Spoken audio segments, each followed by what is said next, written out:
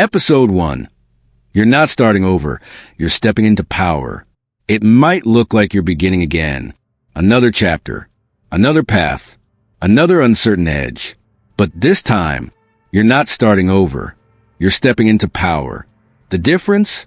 Last time, you moved from survival. This time, you move from sovereignty. You're not who you were when you last stood here. You've been broken open, rewritten, rebuilt, piece by piece, breath by breath, truth by truth. And now, you return not as a seeker, but as a keeper of boundaries, of clarity, of sacred yes, and unapologetic no's. This isn't about proving anything. Not anymore. Not about fixing what was. Not about chasing validation. Not about finally being enough. You are, and you've known it all along. You were just waiting to stop asking permission, to believe it. The world might still try to treat you like the old version of you, but you won't respond like her anymore. You've outgrown explanations. You've graduated from apology. You don't need to soften your edges. For room's not meant to hold your shape. This isn't a comeback. This is a coronation. You are not behind. You are not broken. You are not small. You are the one who watched the tower fall and built a kingdom from the dust. So walk in like you belong, because you do. Sit at the table like you built it, because you did. Speak like your voice creates worlds, because it does. Your power is not in performance. It's in presence. Your presence is the shift. You don't need another plan. You are the plan. You don't need more time. You are on time. You don't need to hustle for worth. Your breath already proves it. So let them wonder where the softness went. Tell them she's still here. She just knows how to stand now. Let them ask what changed. Tell them, I did. I stopped asking to be chosen. And I chose myself. Because this isn't the start of your story. It's the moment you finally stepped into it, like you knew it was yours all along. Episode 2. You don't owe anyone access to the healed you. They were there when you were breaking. They knew the version of you that whispered instead of roared, that begged instead of walked away, that stayed long after you outgrew the room. They saw you small, and they learned to love you only in pieces. Now you've changed. You've healed. You've softened and sharpened. You've become the version of you who doesn't fit their memory. And they don't know what to do with her. They want access to the healed you, the one who finally knows how to say no, without flinching, who no longer explains her intuition, who glows now, without dimming. But love, you don't owe them that access. Just because they knew you once doesn't mean they're entitled to know you now. Healing is not an invitation for the unworthy to re-enter. It is not an apology for becoming whole. It is not a backstage pass for those who only clapped when you were bleeding. You don't have to reopen the doors you closed in courage. You don't have to offer your peace to those who only thrived when you were in pieces. This healed version of you wasn't created to make them comfortable. She was created to protect your joy, to honor your depth, to reign in your own life with clarity and grace. You don't have to explain why you're different. You are. That's enough. You don't have to justify why they no longer fit. You don't. That's enough. Not everyone who walked with you in your breaking gets to stay for the building. Some only knew how to hold you when you were lost. But this version of you, the grounded one, the glowing one, the one who no longer performs to be chosen, she's not for just anyone. And that's not selfish. It's sacred. You're allowed to protect her, to guard her, to say, this light is not for those who tried to snuff it out. Let them miss the old you. Let them wonder why you've changed. Your peace is not their playground. Your softness is not their second chance. Your presence is not a reward for those who only showed up when you were easy to carry. You don't owe anyone access to the healed you, especially if all they ever knew was how to love your wounds, but never your worth. Episode 3. You are allowed to take up space without explaining why. You've been taught to be quiet, to be polite, to be likable, to shrink yourself into what made others comfortable. So you became small, soft-spoken, careful. You edited your brilliance. You bit your tongue. You waited to be invited, even when the door was wide open. But love, you don't need permission to exist fully. You don't need a reason to be present, to be loud, to take up space, like the sky takes up stars. You were not made to fold. You were made to stand, to expand, to radiate, to echo. You are not too much. You are exactly enough for the life that is yours. You don't need to earn your seat. You are the table. You don't need to explain why you're glowing now, why you speak up, why you walk in like you belong, because you do. Let them be uncomfortable with your volume. Let them adjust to your light. Let them learn to hold space. For someone who no longer apologizes for breathing big, you are allowed to show up fully, with opinions, with presence, with a kind of energy that doesn't fit in the mold, because it was never meant to. You don't owe explanations for your boldness, for your healing, for your evolution. You don't have to say, "I'm sorry I grew," or "I didn't mean to be seen." No more shrinking so they can stretch. No more whispering so they feel louder. No more making yourself invisible just to be safe. Take up space. Speak. Sing. Laugh too loudly. Say no without softening it. Say yes without justification. Exist without editing. You don't have to prove your worth through silence. Your presence is the proof. And when you walk into a room and someone looks confused by your certainty, your stature, your unshakable sense of self, smile and say, "This is what returning to yourself looks like," because the world doesn't need another version of you that fits. It needs the version that stands. Episode 4. Your boundaries are not rude, they're sacred.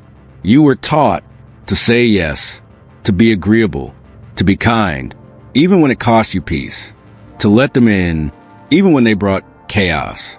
So you made room in your calendar, in your body, in your soul, for those who only took.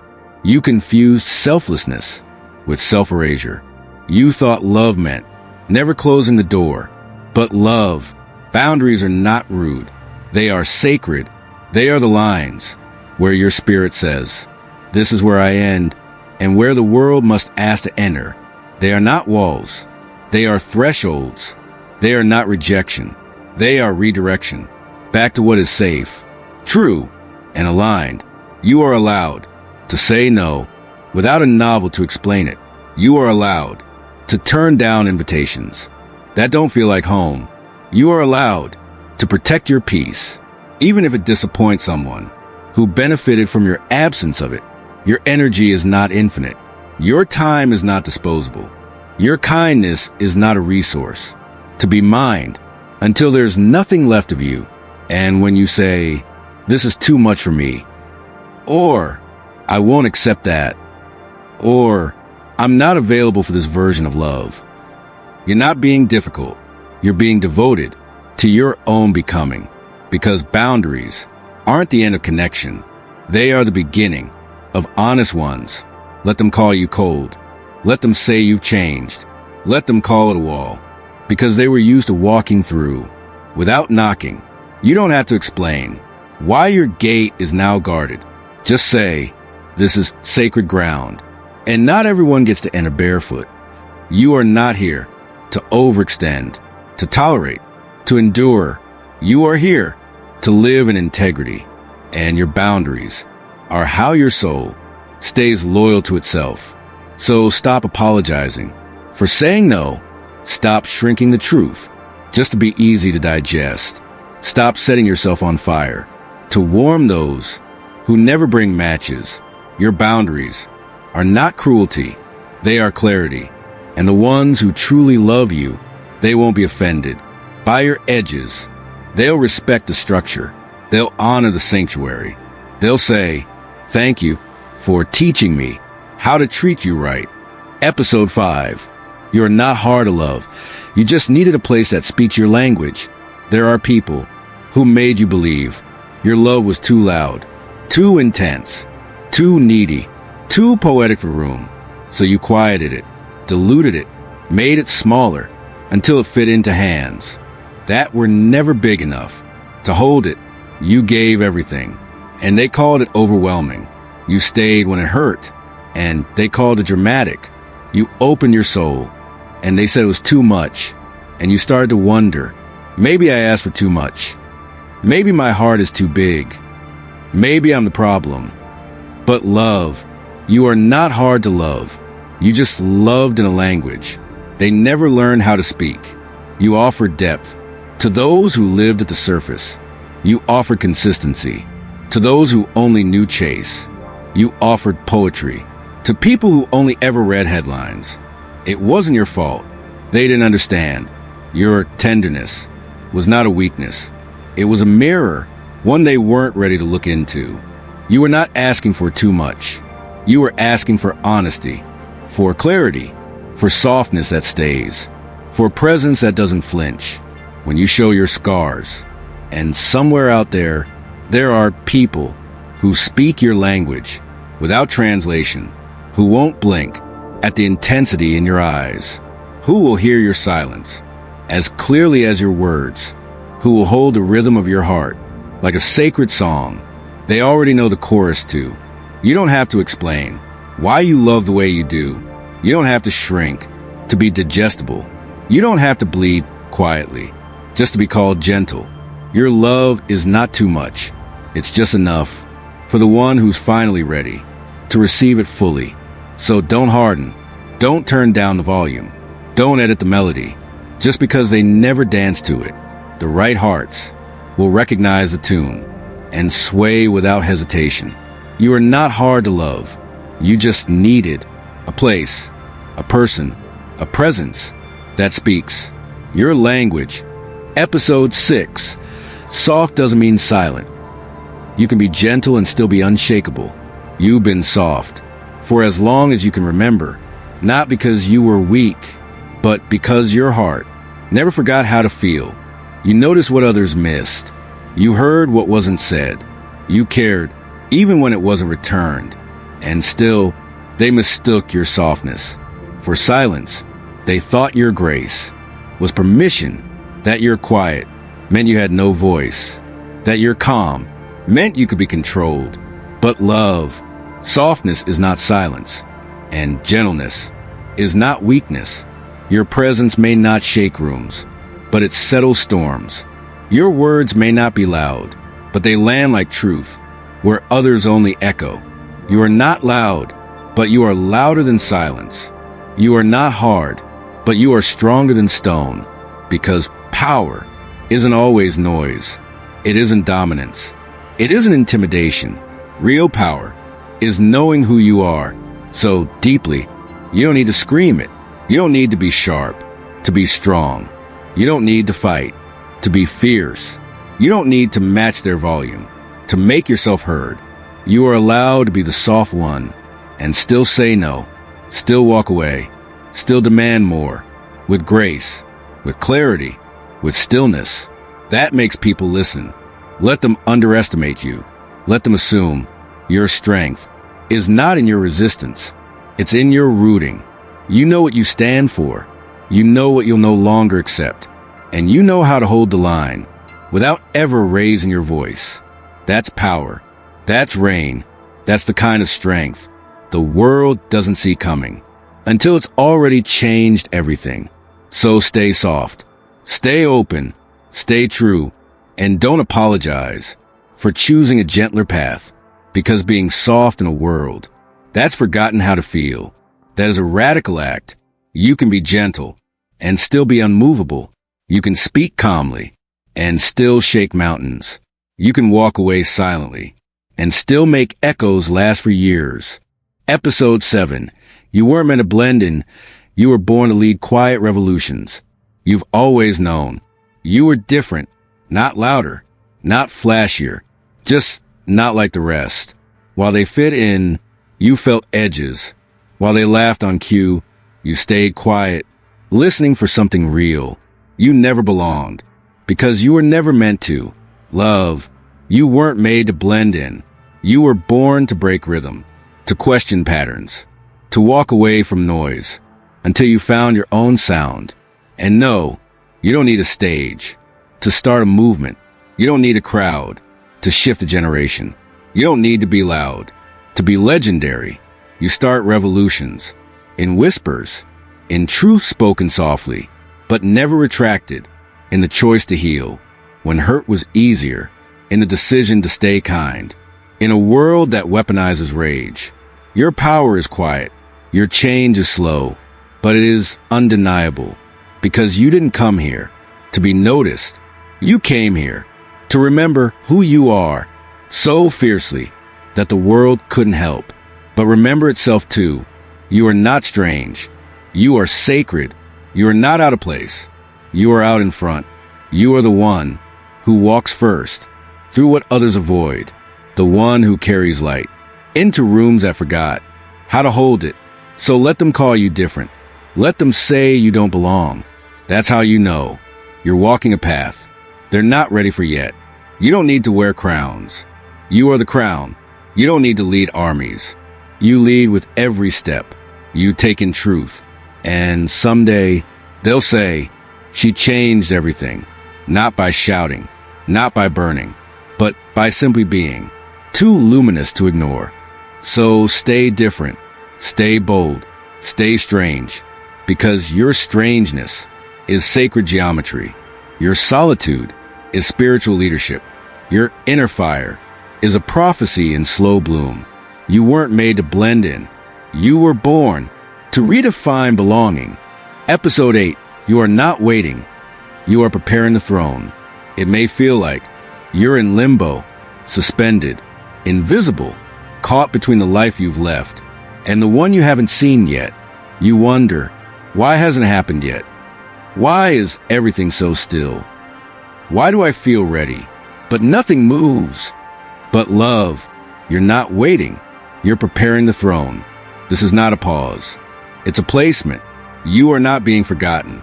You are being fortified, not delayed, developed, not overlooked, orchestrated, because royalty is not rushed and the throne is not handed to the impatient. It's handed to the ones who can hold it without being swallowed by it. So the silence, it's strategy. The stillness, sacred. The stretching, that's soul work. You are being asked to build the foundation for what you prayed for, to create inner capacity for what you're calling in, to design the architecture of a life that doesn't collapse under the weight of your own becoming. This is not idle time. This is holy labor. This is not delay. This is divine alignment. You are not stuck. You are seated right where destiny needed you, to be still enough to hear instruction, right where the blueprint can be handed to you without noise. So breathe, set the table for a life you haven't met yet. Light the candles for a future that's finding its way to you. Speak like the kingdom is already yours. Walk like the crown has already chosen your head. You are not waiting for your time. You are preparing to step into it without trembling. Let the others rush. Let the world demand urgency. You are moving in divine rhythm, and what is yours will not arrive a moment too soon, because it knows you are building the throne that will hold it all. So today, do not ask, why isn't it here? Instead, whisper, what else needs to be strong before the crown descends? Because you are not waiting. You are becoming the one who will reign. Episode 9. You don't have to prove your light, just stay lit. There was a time you thought you had to explain your fire, why you cared so much, why you dreamed so wildly, why your presence shifted the room, even when you said nothing at all. So you started dimming it just enough to make others feel comfortable. You made your brilliance digestible. You made your depth palatable. You made your truth easier to ignore. But love, you don't have to prove your light. You just have to stay lit. Your existence is your declaration. Your joy is your resistance. Your peace is your revolution. You don't owe anyone an explanation for why you shine the way you do. You don't have to justify your hope, your softness, your vision that sees beyond what the world says is possible. Some people won't get it. That's okay. They weren't supposed to. Your light isn't for their validation. It's for the ones finding their way through darkness.